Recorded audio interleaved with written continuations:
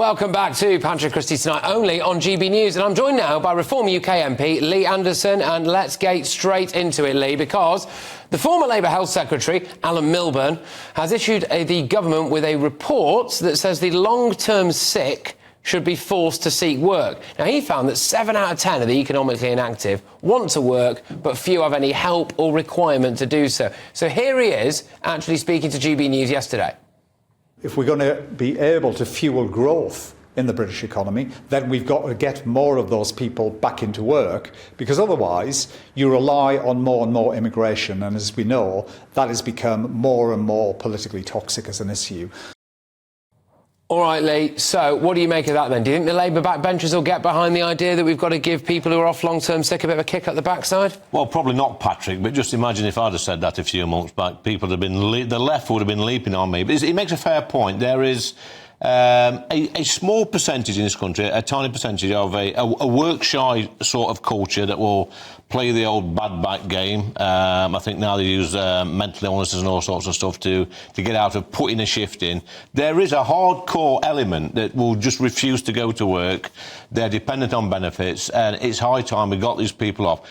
But on the flip side, there are genuine people who's been labelled as long-term sick or disabled or whatever, that's felt uncomfortable to return to the workplace. We need to support these people and get them back in the workplace, get them producing, get them paying taxes, and, you know, grow our economy. That's just common sense, that is. You make a fair point, though, because during the election campaign, Rishi Sunak was saying that, you know, there are loads of people out there who can work, who they need to be given a nudge to get back into work because they're deliberately not. Keir Starmer's approach was, actually, I believe that they're all unwell, and if we sort the NHS out, they'll all go back to work. So that doesn't really chime with what that former Labour No, it doesn't. I mean, Starmer's talking rubbish. You go to the poorer countries around the world, Patrick, where there's no benefit system in place, regardless of your disability or illness, those people go to work because if they don't work, they have to eat. So that proves my point that people in this country who have got a disability, who may have an illness, if they're supported correctly, they can go to work. Back after the war, many years ago,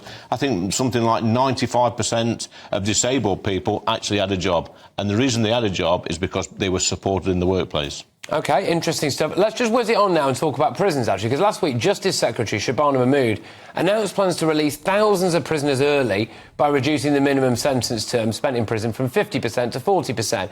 Well, it turns out the public aren't happy with it. A new YouGov poll has found that a whopping 71% of people oppose this policy, while only 1 in 6 support it. Because also, as well, by the way, despite telling us they wouldn't, they're going to release violent criminals. So, you know, lock your doors. But, Lee, where do Reform stand on this? Because Reform's policy in the election was more stop and search. Very popular policy. Yes. More stop and search. But more stop and search would mean more people in prison. And we do not have room for them. So what would Reform do about this? Well, first of all, Patrick, I think we've got about 10,000 foreign nationals in our prisons at the moment. I would be shipping them out first thing tomorrow morning. That'll free a little bit of space up.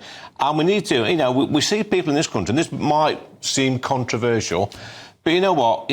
Look at our brave boys in the armed forces, in submarines and jobs like that that's defending the realm. They hotbed a lot of the time. I'd have some of these prisoners on 12-hour shifts out in the fields picking fruit and vegetables, and then they could have other criminals in the prison system.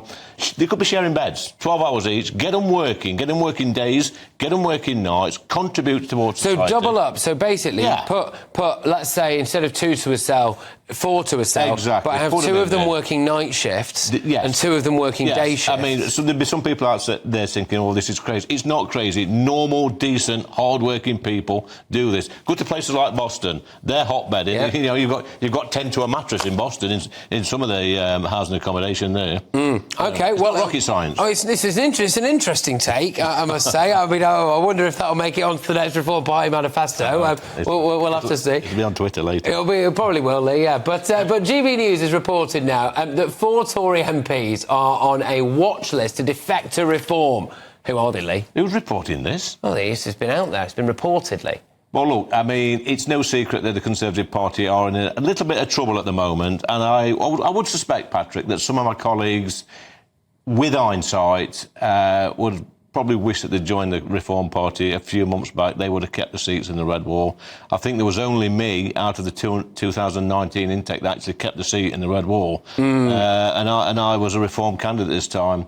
I wouldn't be surprised, come the autumn, when they've decided who their leader's going to be, or at least who's been shortlisted, that some people might come over. Do you think if, and we're going to talk about this later, so the nominations to become the next Tory Party leader opened at 7 p.m. tonight. Yeah. Later on, I've got one of Priti Patel's top allies, Greg Smith MP, on, so we'll be talking to him a bit about that in more detail.